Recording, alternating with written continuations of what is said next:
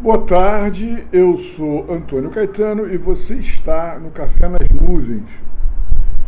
E esse é mais um vídeo da playlist Meditando com Descartes.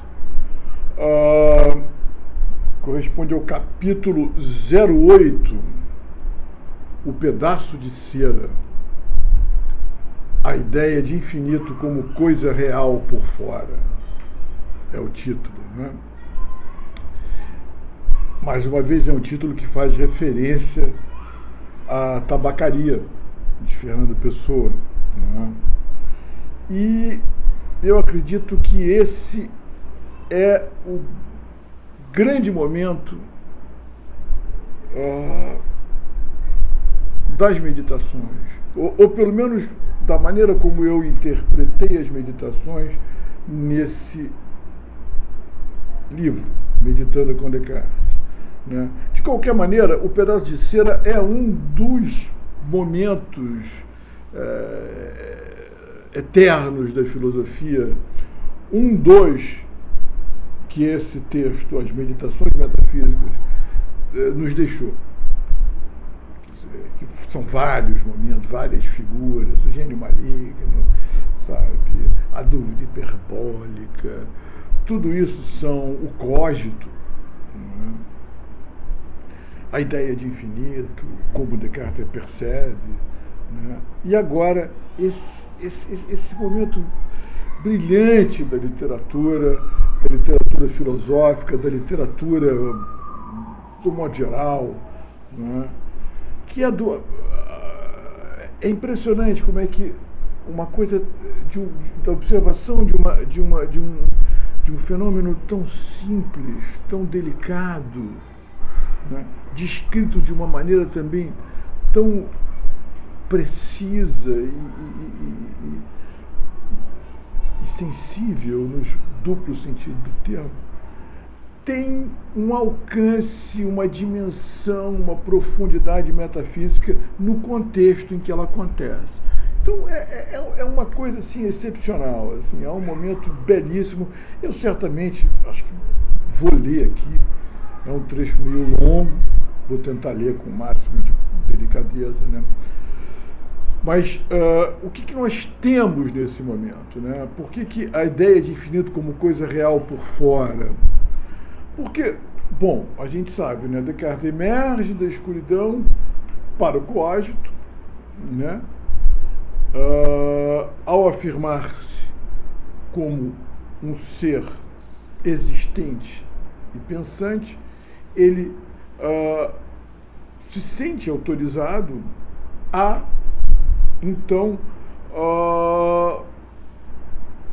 poder deixar que suas ideias, ao menos internamente, circulem com liberdade, porque ali, o meu mundo, ele está, digamos, como é que chama?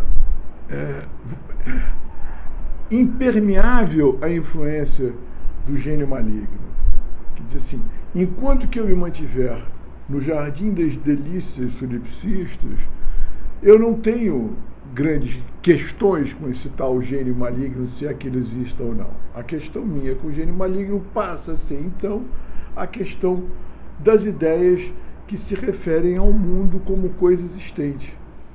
Como coisa existente e acessível à minha mente, como, digamos, ferramenta de leitura do mundo, capaz de acessar a verdade desse mundo, enfim, não é? Que é isso que Descartes quer demonstrar, é isso que Descartes quer provar, esse é o objetivo dele, é chegar a isso, a uma prova da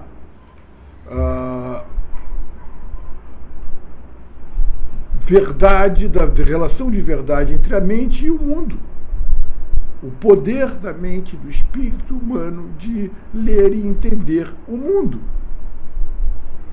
Porque a questão cética era uma questão que já estava colocada naquele momento, né? Na época em que Descartes escreve essas. Então, o objetivo é provar essa relação, né? isso passa pela prova da existência de Deus, porque passa pela questão de quem somos nós, né? Passa pela questão da criação, né? Mas eu acho que a gente até pode, digamos, não ir tão fundo como é digamos, de certo modo, a superficialidade se tornou um vício, né? Então, podemos não ir tão fundo, quer dizer assim, nosso temor, né? Em falar de Deus, em religião, como se isso não pudesse ser uma questão filosófica. Então deixamos de lado essa questão da criação em si, mas é porque para Descartes isso é uma questão, né? Descartes visa ao cético, ele tem como opositor o cético, o gnóstico, né?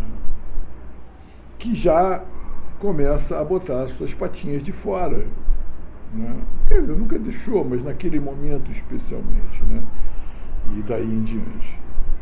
Está escurecendo, eu fiz questão de começar esse vídeo, justamente para aproveitar essa luzinha da noite. Então eu vou deixar essa brincadeira da luz ir caindo até que em um certo momento eu vou acender as luzes. Mas, enfim, essa é a questão de Descartes. Descartes poderia ter ficado lá na noite mais escura da dúvida hiperbólica, né? Temeroso de confrontar esse gênio maligno além da dúvida, além da pura negação, que é onde vão ficar Hegel, onde vai ficar Kant e onde vai ficar toda a filosofia alemã, né, depois de Descartes. Ou poderia ficar confortavelmente instalado no seu jardim das delícias solipsistas, que é também, por outro lado, onde ficará uma outra parte da filosofia e da arte como um todo, não é? Sempre, digamos, respondendo, né,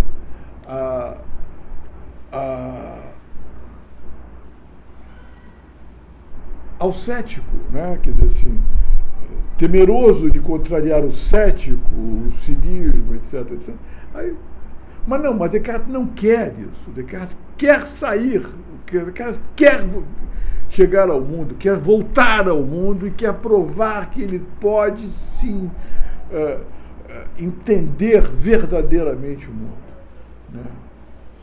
E aí, depois dele emergir da escuridão, alcançar a primeira verdade indubitável que, digamos, confronta e afasta a possibilidade de um gênio maligno absoluto capaz de me enganar absolutamente, que é eu penso, eu existo, que é o famoso cogito, né? E validar todas as ideias, toda a vida interior dele, agora Descartes vai para o mundo. Mas ele vai para o mundo como? Ele vai para o mundo já armado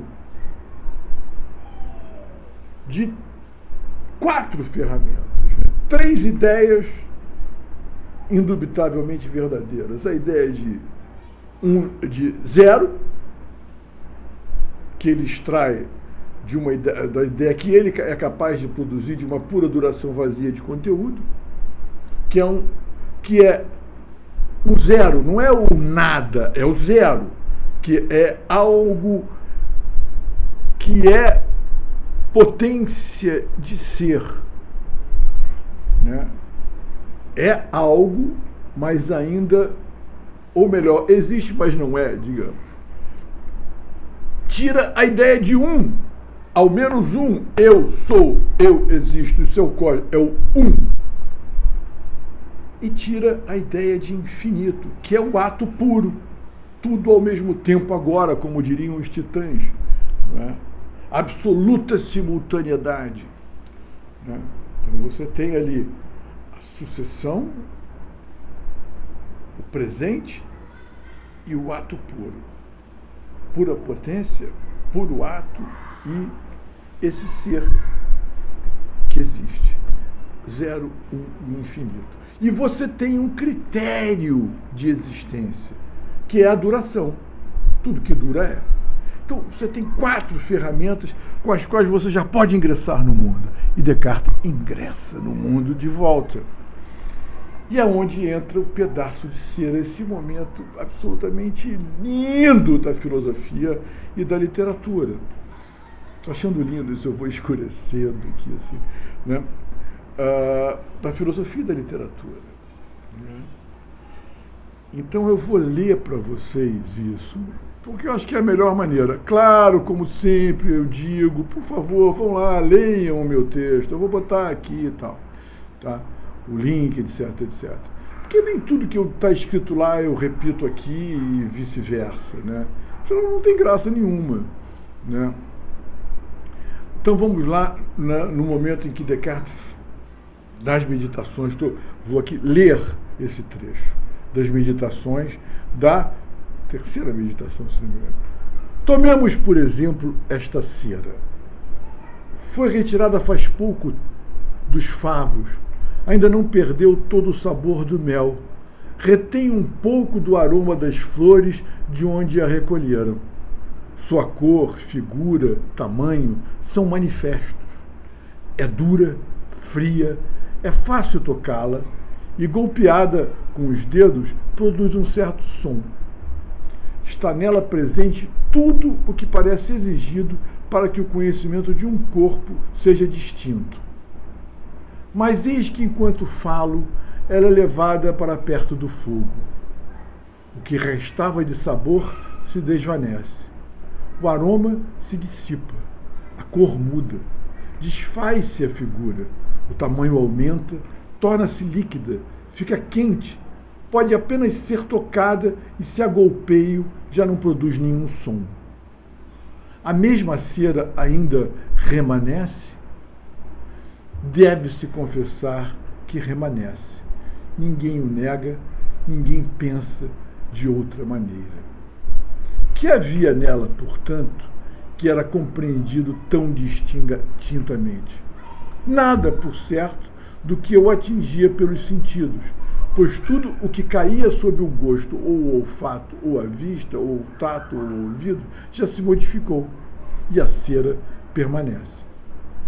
Talvez fosse aquilo em que estou pensando agora, isto é, que a cera, ela mesma, não era de certo a doçura do mel, nem a fragrância das flores, nem a alvura, nem a figura, nem o som, mas um corpo que há pouco se me deparava sob aqueles modos e agora sob outros, diversos dos primeiros, e que é precisamente o que imagino quando a concebo dessa maneira. Prestemos atenção e, removendo todas as coisas que não pertencem à cera, vejamos o que resta. Nada além, com efeito, do que algo extenso, flexível e mutável. Que é, em verdade, esse algo flexível, mutável? Não será o que imagino, isto é, que essa cera pode converter-se de figura redonda em figura quadrada e desta em triangular? De modo algum, pois compreendo que ela é capaz de inúmeras modificações dessa ordem, as quais não posso, todavia, percorrer imaginando. Logo, essa compreensão não pode ser alcançada pela faculdade da imaginação. Que é o extenso? Acaso sua própria extensão não nos é também desconhecida? Pois, na cera que se liquefaz, ela fica maior ainda, se a cera ferve, e ainda maior se o calor aumenta. E meu juízo do que a cera é não seria reto se não a pensasse suscetível de admitir mais variedades, segundo a extensão, do que eu jamais abarcaria pela imaginação. Resta, portanto, que eu conceba não poder sequer imaginar o que esta cera é, o que só a mente percebe. Refiro-me a esta cera em particular, pois em relação à cera, no que tem de comum, isto ainda é mais claro. mas que é, em verdade, esta cera que só a mente pode conceber. Seguramente é a mesma que vejo, toco, imagino, a mesma, enfim, que desde o início eu julgava que ela fosse. Ora, o que se deve notar é que essa percepção ou ação pela qual é percebida não é um ato de ver, de tocar, de imaginar, e nunca foi, embora antes o parecesse, mas é uma inspeção só da mente, que pode ser imperfeita e confusa, como antes era, ou clara e distinta, como agora, segundo presto mais ou menos atenção às coisas de que se compõe. Ponto. Por isso que eu digo, é preciso voltar e ler. Eu conheço esse texto tão bem que, para mim, enfim, é de uma clareza, mas às vezes por conta, olha, já está absolutamente escuro. Eu conheço bem esse texto, né? Mas o que Descartes está dizendo? O que ele está percebendo? Descartes está percebendo o infinito que delimita o infinito, uma espécie de infinito fechado, que é o conjunto de possibilidades de ser, a potência daquele pedaço de cera. Aquele pedaço de cera, aquele pequeno pedaço de cera, ele carrega dentro de si uma potência quase infinita de ser. Formas que ele pode tomar, enfim, segundo a sua relação com o mundo exterior. Mais calor, menos calor, a mesa ou a superfície onde ele é derretido, ou depois condensado, enfim, você pode ali usá-lo como material para uma impressão qualquer. Enfim, os usos e possibilidades daquela cera são absolutamente beiram o infinito. Por isso que eu falo de um infinito fechado, não é?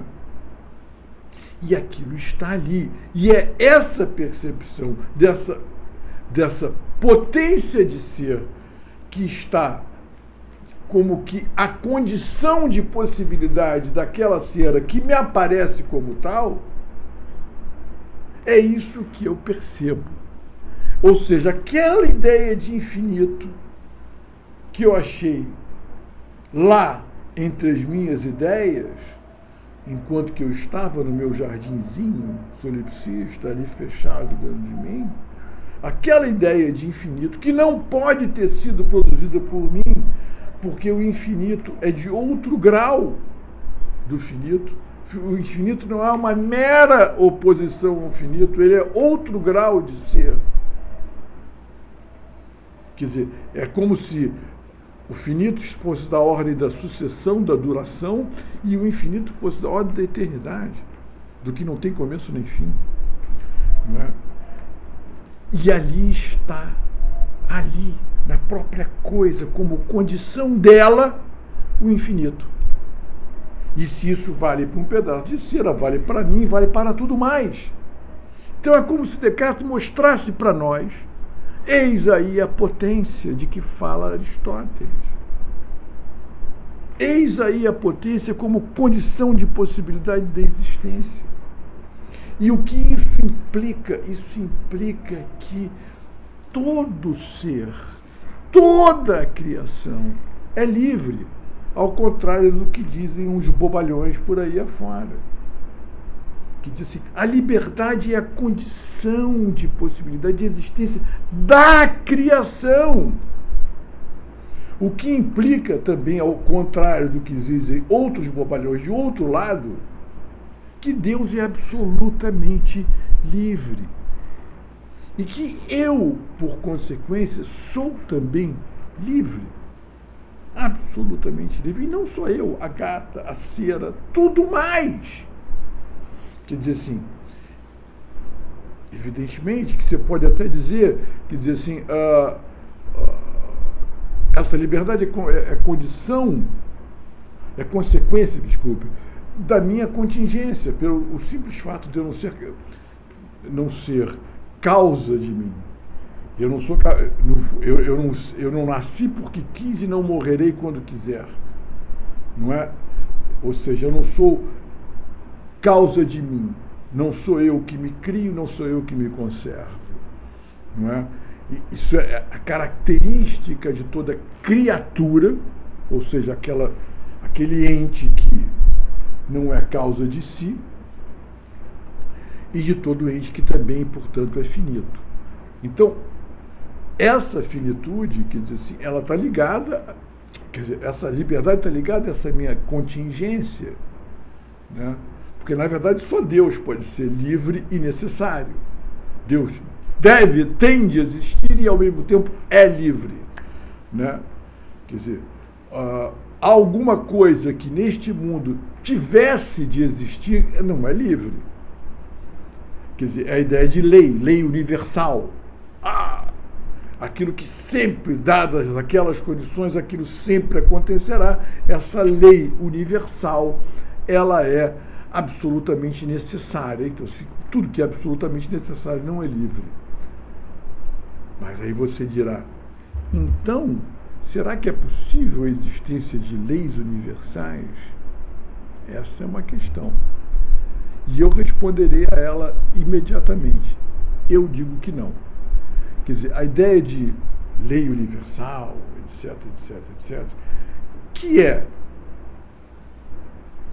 uma hipótese necessária da física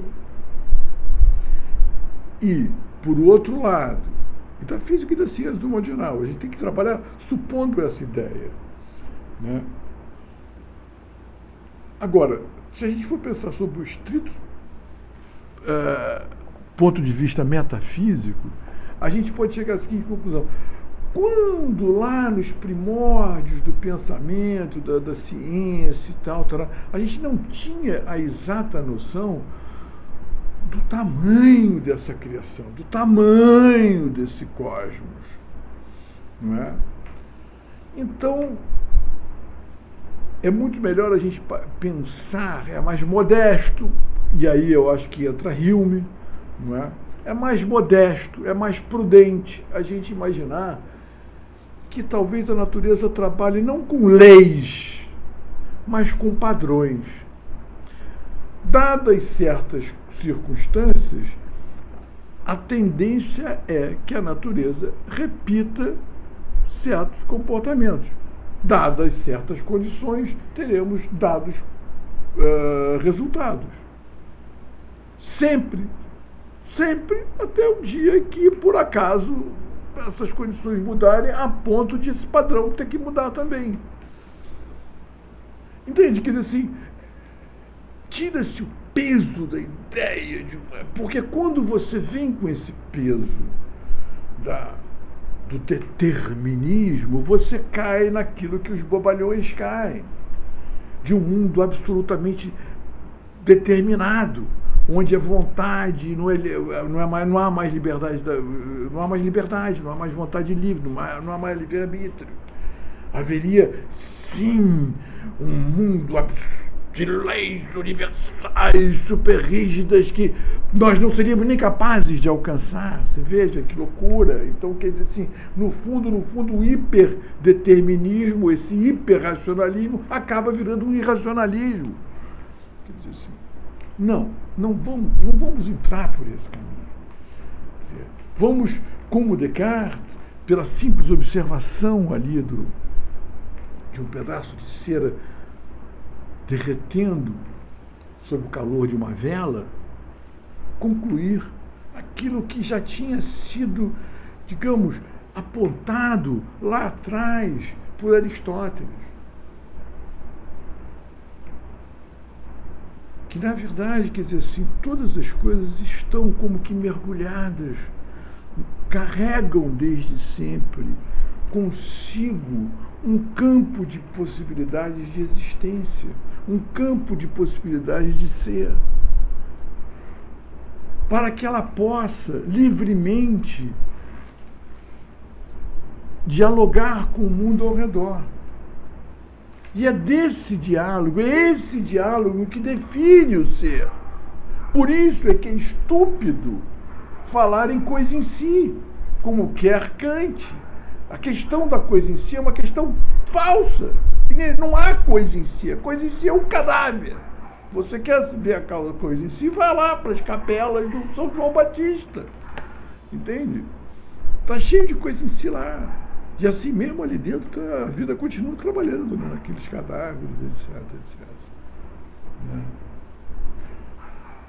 A coisa em si não existe, porque não existe uma coisa em si separada de todo o resto. Isso é uma tolice. O ser se define por ser relacional. Quer dizer, para que essa liberdade se exerça, ela se exerce em diálogo com o resto. Não é? Quer dizer assim, então tudo isso você meio que alcança nesse momento sublime da filosofia. Depois desse exercício belíssimo que começou lá no momento em que você levanta a hipótese de Matrix. Será que isso tudo existe mesmo? E aí conclui que sim, isso existe, sim, eu sou capaz de entender isso, e tudo isso é livre, é belissimamente livre, esse mundo é fantástico, e eu sou capaz de compreendê-lo. Eu acho que isso é uma bela ideia para a gente começar um sábado à noite, não é?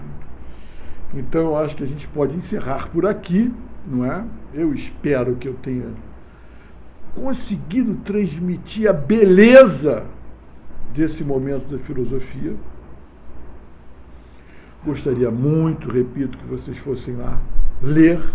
Gostaria muito que vocês lessem o original das meditações, na tradução, que pelo visto eu acho que eu aqui, quando botei o texto, não usei a tradução do Bento Prado, provavelmente por preguiça. Eu vou lá corrigir isso depois. Leiam o original traduzido pelo Bento e pelo Ginsburg, que está aí em qualquer sebo, publicado pela Abril, na coleção Os Pensadores. Leiam, é uma das peças mais geniais da literatura universal. Tá? É um dos 10 livros, ou dos 5 livros que eu levaria se eu... Meu Deus, tem que fugir, vou para uma ilha deserta, só posso levar 5 livros, sabe? Eu levaria Álvaro de Campos, de Fernando Pessoa. Eu levaria as Meditações. Eu levaria, se não a Bíblia, ao menos 4 evangelhos, tá? Que é uma coisa belíssima. E é uma literatura que é inevitável até para os ateus. É impossível compreender o pensamento ocidental sem ler os evangelhos. É impossível compreender a literatura como um todo. Mas, enfim, o que mais que eu levaria? Eu levaria um livro, 200 Crônicas Escolhidas de Rubem Braga. Talvez alguma coisa de Machado de Assis, só Machado, Rubem, Pessoa, Descartes e os Evangelhos.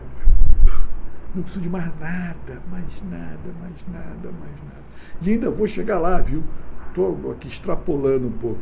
Vou chegar lá, vou chegar nessa simplicidade. Ainda tenho tempo para isso, espero não morrer antes. Sabe? Espero dedicar, digamos, se não os 10 últimos anos, os 5 últimos anos da minha vida, a uma absoluta simplicidade, assim, sabia? Mas esse outro papo, já saí da conversa, vamos encerrar aqui, espero ter inspirado vocês e espero que vocês saiam nesta sábado à noite certos de que são livres, absolutamente livres, sabe? E imbuídos da profundidade disso. Né? Depois vamos conversar sobre isso. O que é essa liberdade? É isso. Boa noite a todos. E bom sábado.